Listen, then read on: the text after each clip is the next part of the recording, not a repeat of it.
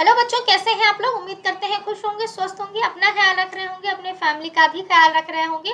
तो आज हम बात करने वाले हैं पूर्णिया यूनिवर्सिटी के एमएससी 4th सेमेस्टर के जो बच्चे हैं उसके बारे में बात करने जा रहे हैं। यानी कि वैसे बच्चे, तो बच्चों के बारे में नहीं बात करने जा रहे हैं, तो वैसे बच्चे जिन्होंने फिश एंड इनलैंड फिशरीज लिया है, तो इस पेपर के विषय में हम बात करेंगे। ठीक है, तो देखिए क्या होता है कि जैसे पूर्णिया यूनिवर्सिटी की हम बात करें तो यहाँ पे 2 पेपर्स बच्चे रखते हैं इलेक्टिव पेपर के रूप में इन एमएससी 4th सेमेस्टर में। एक हो जाता है आपका साइटोजेनेटिक्स हो जाता है और दूसरा हो जाता है आपको फिश एंड फिशरीज हो जाता है। ठीक है, एक आपका पेपर हो जाता है साइटोजेनेटिक्स का पेपर होता है, ठीक है, और दूसरा आपको होता है फिश एंड फिशरी का। ठीक है, फिश एंड फिशरी का। तो आपको साइटोजेनेटिक्स का बात हम आज नहीं करेंगे और इसकी बात हम दूसरे वीडियो में करेंगे, दूसरे दिन करेंगे।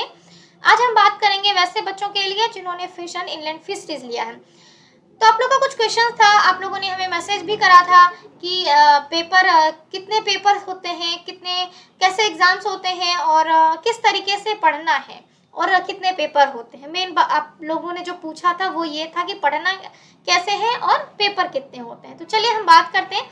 जैसे फिश एंड इनलैंड फिशरी की हम बात करेंगे, इसमें 2 पेपर होंगे। एक पेपर आपके थ्योरी के पेपर होंगे और एक पेपर आपको प्रैक्टिकल के होंगे। ठीक है, थ्योरी के होंगे, प्रैक्टिकल के होंगे। यानी कि E1B करके आपको फिश एंड इनलैंड फिशरीज जो है वो आपको देखने को मिलेगा, जिसमें थ्योरी, और E1B जो है आपको प्रैक्टिकल में देखने को मिलेगा, यानी कि इलेक्टिव पेपर बोलते हैं।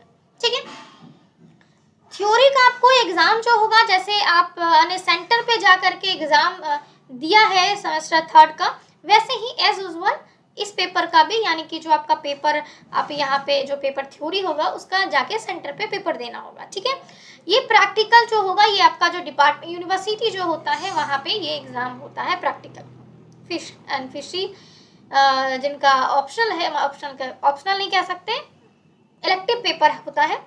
ठीक है, तो वो प्रैक्टिकल आपका जैसे कॉलेज में आप लोगों ने दिया होगा ग्रेजुएशन से लेकर के पीजी तक में कि प्रैक्टिकल आपका अपने जगह पे होता है और सेंटर पे आपके थ्योरी के एग्जाम्स होते हैं, तो वैसे ही होगा। ठीक है, तो सिंपल 2 पेपर होंगे, एक थ्योरी का पेपर होगा, एक प्रैक्टिकल का पेपर होगा। थ्योरी का पेपर आपको सेंटर पे जाके एग्जाम देना होगा और प्रैक्टिकल आपके घर में होगा। मतलब आपके घर में होने का मतलब जहां आपने एडमिशन कराया है वहां होगा। ठीक है, से पूर्णिया यूनिवर्सिटी के जो स्टूडेंट है उसका पूर्णिया यूनिवर्सिटी में होगा। ठीक है, इस तरीके से। तो ये रही बात कि कितने पेपर होते हैं और पेपर का एग्जाम का पैटर्न क्या होगा। अब हम बात करते हैं पैटर्न पे। तो पैटर्न जैसे आप लोगों ने एग्जाम दिया है वैसे ही पैटर्न होगा। ऑब्जेक्टिव क्वेश्चंस होंगे, शॉर्ट नोट्स क्वेश्चंस होंगे और लॉन्ग क्वेश्चंस होंगे। ठीक है, जैसे एक्चुअल एग्जाम दिया है वैसा ही पैटर्न इसमें भी फॉलो होता है। ओके, चलिए अब इसके साथ ही मैं आप लोग को सजेशन भी प्रोवाइड कर देती हूँ ताकि आप लोग को आगे, अब आप लोग के सेमेस्टर 3rd के एग्जाम हो गए हैं तो सेमेस्टर 4 के एग्जाम के लिए आप अपने आप को अभी से प्रिपेयर करने स्टार्ट कर दो, क्योंकि हो ही सकता है कि 1.5 से 2 महीने में आप लोग का एग्जाम हो जाए, ये भी हो सकता है। ठीक है, तो चलिए बात करते हैं कि सेमेस्टर 4 का जो सजेशन है वो क्या क्या है। तो इस तरीके से थ्योरी पेपर का सेशन मैं दे रही हूँ, प्रैक्टिकल का सेशन मैं नहीं दे रही हूँ। पहले ही मैं बता देती हूँ प्रैक्टिकल का कुछ सेशन नहीं होता है, इस बात से आप लोग अवेयर होंगे अभी तक। ठीक है, चलिए, और इतने सारे एग्जाम आप लोगों ने दे दिया है तो प्रैक्टिकल के बारे में जानकारी हमें लगता है कि आप लोगों को होगा। और यदि किसी को नहीं है तो आप पर्सनली हमसे पूछ सकते हैं मैसेज करके।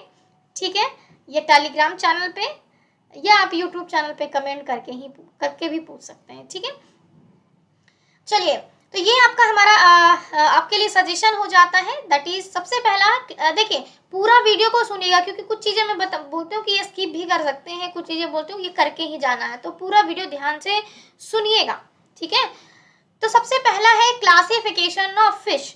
और मैं क्लासिफिकेशन ऑफ फिश के बारे में बता दूं कि ये थोड़ा कॉम्प्लेक्स हो जाता है। देखिए कॉम्प्लेक्स दुनिया में कुछ भी नहीं होता, अगर आप करना चाहते हैं तो इट इज़ पॉसिबल कि आप हो जाएगा। बट क्लासिफिकेशन जो है वो थोड़ा सा लेंदी हो जाता है, थोड़ा सा बड़ा हो जाता है, और शायद हो ही सकता है कि आप पूरे क्लासिफिकेशन याद करके जाएं, लेकिन आपको एग्जाम होता कुछ चीज़ें ऐसी होंगी जो भूल जाइएगा, तो आप इसको स्कीप कर सकते हैं, इसके बजाय और कुछ पढ़ लीजिए।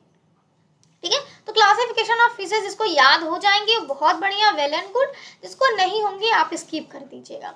चलिए दूसरे सजेशन पे आते हैं। दूसरा है origin and evolution of teleosts, करके ही जाना है। Structure and function of integuments, करके ही जाना है।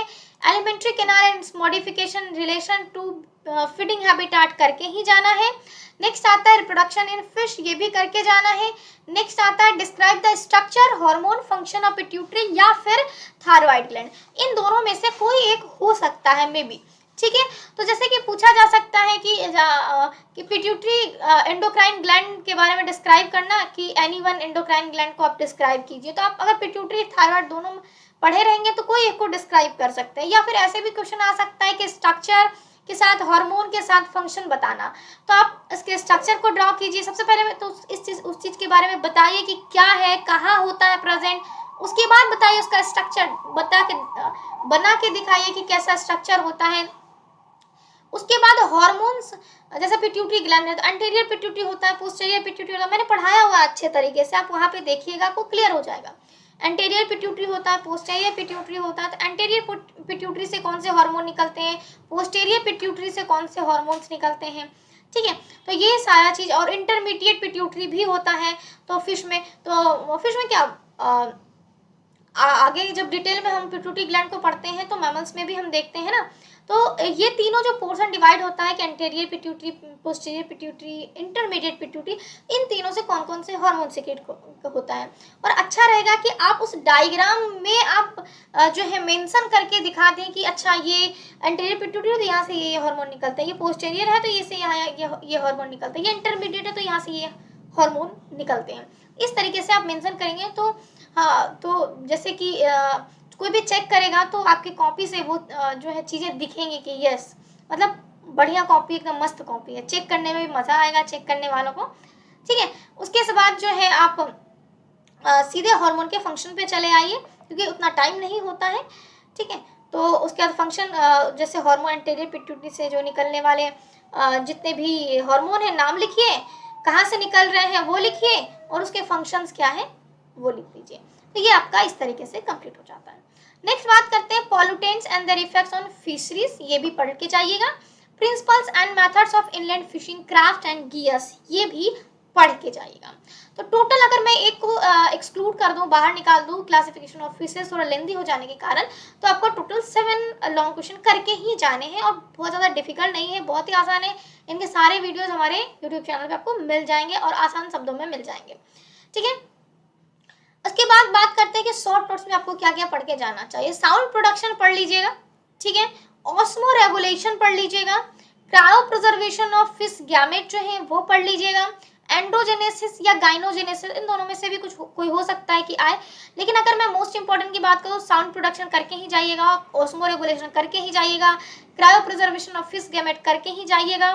नेक्स्ट बात करें तो collection and transport of fish seed from riverine resources करके ही जाइएगा, ठीक है। नेक्स्ट अगर बात करें न्यूट्रिशनल डिजीज, ये करके जाइएगा। अच्छा, न्यूट्रिशनल डिजीज जब आप लिखेंगे ना तो कैसे लिखेंगे कि न्यूट्रिशनल डिजीज क्या होता है, व्हाट इज न्यूट्रिशनल डिजीज, ठीक है। कुछ एग्जांपल दे दीजिएगा न्यूट्रिशनल डिजीज का, कि फिश में कौन कौन से न्यूट्रिशनल डिजीज हो सकते हैं, जैसे कि कौन से न्यूट्रिशन के कारण कौन से डिजीज हो सकते हैं, ठीक है। कुछ एग्जांपल दे दीजिएगा, और किसी एक को आप जो है इतना लिखेंगे तो आधा पेज आपका तो भर ही जाएगा, और किसी एक डिजीज को इस तरीके से समराइज कर लीजिए कि आप उसको जो है हाफ से ज़्यादा पेज में डिस्क्राइब कर सकते हैं, ठीक है। इस तरीके से आप इसको लिख लीजिएगा। नेक्स्ट आता है bacterial disease in fish and their control. तो बैक्टीरियल डिजीज इन फिश, फिर बैक्टीरियल डिजीज क्या है, बैक्टीरियल डिजीज कौन कौन से होते हैं, जैसे कि मैं बात करूँ तो आपको एरोमोनास हो गया, आपको विब्रियो हो गया, उसके बाद आपको बात करें तो फ्लैक्सी वेक्टर हो गया, ठीक है। और बात करें माइकोबैक्टीरिया का, ये सारे कुछ बैक्टीरियल डिजीज हैं जो कि फिश में होते हैं। तो ये कुछ नाम मेंशन कर देना है, और इसमें से कोई एक जो आपको आसान लगता है वो आपको एक्सप्लेन कर देना है, ठीक है। और उसके कंट्रोल 4 से 5 लाइन में, मतलब 4 से 5 पॉइंट में आप इसको लिख दीजिएगा। नेक्स्ट आता है estuaries fisheries in India, estuarine fisheries in India, ये भी आप लिख सकते हैं। अगर शॉर्ट नोट्स के फॉर्म में आएगा तो समराइज फॉर्म में लिखना होता है, 1 पेज कम से कम लिखना होता है, ज़्यादा से ज़्यादा 1.5 पेज आप लिख सकते हैं। तो इस फॉर्म में आप चीज़ों को प्रिपेयर कर लीजिएगा। ठीक है, तो ये था हमारा overall suggestion about fish and inland fishes. उम्मीद करते हैं कि जो हमारा सजेशन है आप लोग को बहुत ही हेल्पफुल रहे and all the best for your exams. ठीक है, तो बाकी यदि आपको कोई डाउट्स होता है, कुछ प्रॉब्लम है, कोई भी तरह की परेशानी है, तो आप हमें कमेंट सेक्शन में कमेंट करके पूछ सकते हैं। और ये लिंक अपने दोस्तों के साथ भी शेयर कर दीजिएगा, क्योंकि आपके साथ साथ दूसरों का भी भला हो जाए। ठीक है, तो अपना भला के बारे में ही नहीं सोचना है, दूसरों की भलाई भी करना चाहिए। ठीक है, चलिए, तो आज के लिए इतना ही रखते हैं। In next class will discuss the next topic. Okay, तो तब तक के लिए जो बताया गया है इस अनुसार से अपना प्रिपरेशन जो है वो जारी रखिए। ओके, चलिए, bye bye, good night, see you soon in the next lecture.